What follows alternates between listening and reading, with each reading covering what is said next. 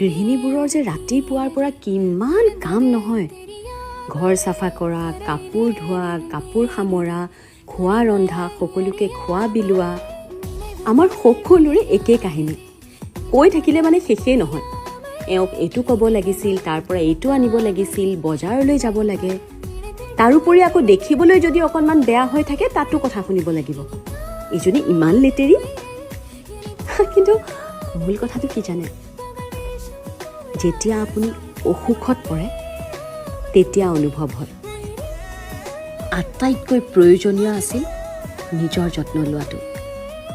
কাৰণ শৰীৰটো যেতিয়া ভালে থাকিব তেতিয়াহে সকলো কাম নিয়াৰিকৈ কৰিব পাৰিব। গতিকে নিজৰ যত্ন প্ৰথমতে লওক, যাতে আপুনি আপোনজনৰ যত্ন ল'ব পাৰে। নিজৰ স্বাস্থ্যৰ যত্ন ল'ব দেই, ভালে থাকক।